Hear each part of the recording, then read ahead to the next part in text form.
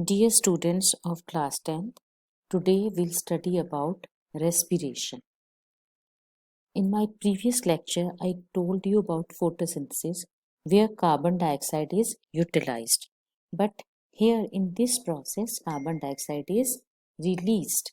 So respiration is the process by which food is burnt. Burnt doesn't mean that burning is occurring, but here food is broken in the cells of body with the help of oxygen to release energy, and it takes place in mitochondria of the cell. The energy, because that's why we are saying that mitochondria is the powerhouse. The energy released during respiration is used to make ATP molecules, that is adenosine triphosphate. It is a form of energy from ADP molecules, adenosine diphosphate and inorganic phosphate. So it is clearly mentioned here that ADP combines with phosphate and it forms ATP. So energy is stored in the cells in the form of ATP molecules. When the cells need energy, this ATP is broken down in the presence of water into ADP and energy. Next is regarding types of respiration. Now there are two types of respiration, aerobic respiration and anaerobic. Aerobic respiration takes place in the presence of oxygen and anaerobic respiration takes place in the absence of oxygen.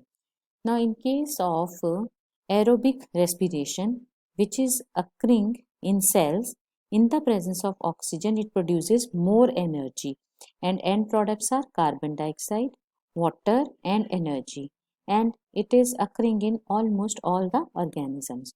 Now what happens in aerobic respiration?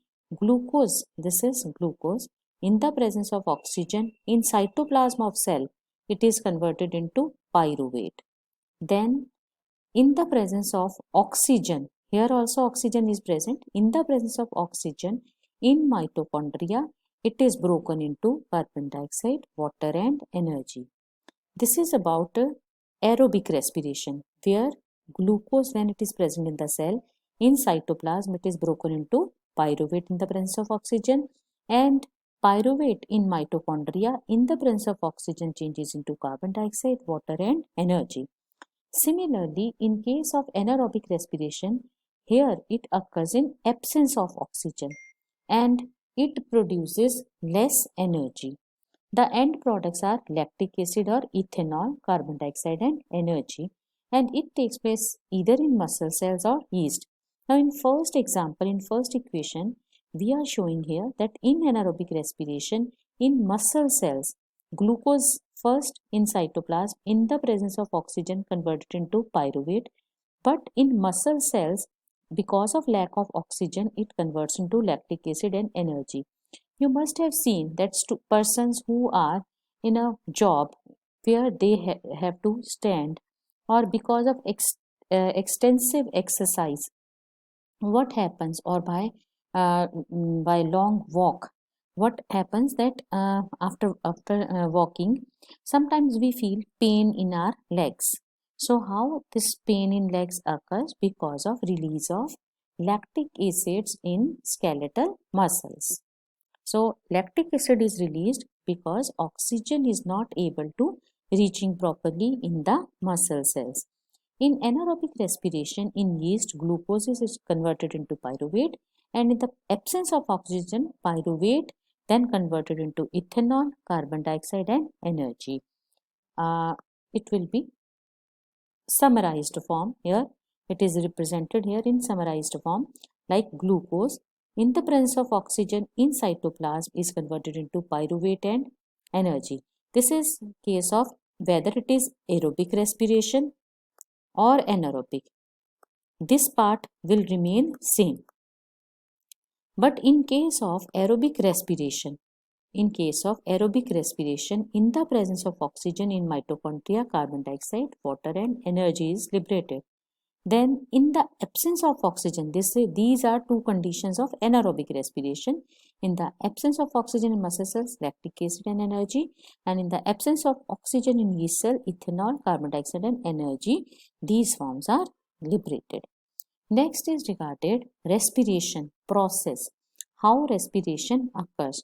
Now there are different organs which are involved in respiration like nostrils, then nasal cavity, pharynx, larynx, trachea, bronchi, bronchioles, lungs and diaphragm. It's clear. So this is nostril, then this is nasal cavity, and after nasal cavity pharynx is there. Here larynx part is there, and this is epiglottis, this portion, which is actually covering the larynx. Now why it is covering? Because it is covering the windpipe, because windpipe and food pipe both are lying parallel. Whenever you will check that windpipe and food pipe are lying parallel, and this epiglottis is lying like this.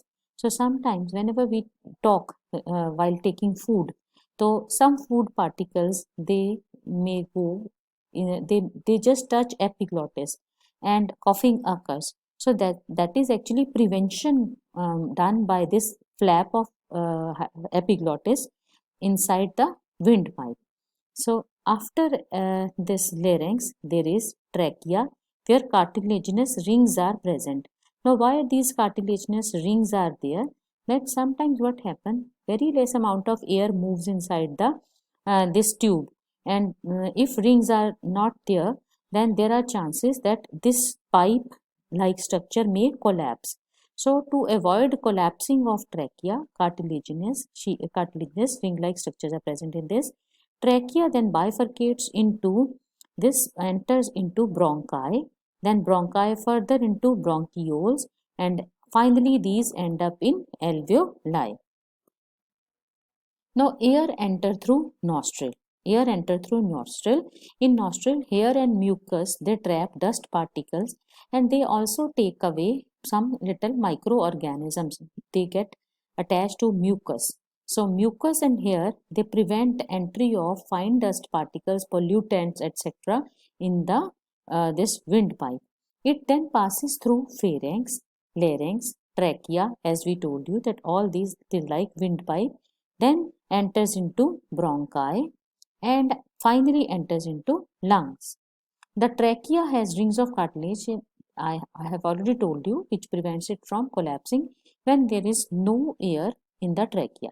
The bronchi then further divides into called bronchioles and ends in tiny air sacs called as alveoli. So these are alveoli, and alveoli are supplied with blood vessels through which exchange of gases takes place. And these alveoli also increase the surface area. Why they are so many in number? They increase the surface area for the exchange of gases. Now how this mechanism of breathing takes place? Now we know that respiration, what is difference between respiration and breathing? Difference between respiration and breathing. Respiration is breakdown of food. Breakdown of food. But in breathing, there is inhalation of oxygen and exhalation of carbon dioxide. In respiration, there is liberation of ATP, but in breathing, no ATP is released. Respiration takes place in cell, cytoplasm, or mitochondria, and it also occurs in muscles also. But in case of breathing, entire respiratory system is involved. Mainly this in this space, nasal cavity, then some muscles of the chest cavity and diaphragm. They help in breathing process. Now when we breathe in, so here it is the inhalation. When we breathe in air, muscles of the diaphragm contract. On contracting, when these muscles contract, there will be stretching of these muscles towards downward. So diaphragm contracts and moves downward and the chest cavity expands. So air enters the chest cavity or lungs. Then when we breathe out air, muscles of the diaphragm relaxes and it moves upward and the chest cavity contracts, air goes out of the lungs. So these are two processes, inhalation and exhalation. During inhalation there is contraction of diaphragm and expansion of chest cavity. This helps in intake of oxygen inside the lungs, whereas in exhalation what happens that this diaphragm relaxes, it moves down to its original position. As a result, chest cavity, the size of chest cavity reduces, it contracts and air from lungs moves out. So this is about entire process of respiration and breathing. Thank you.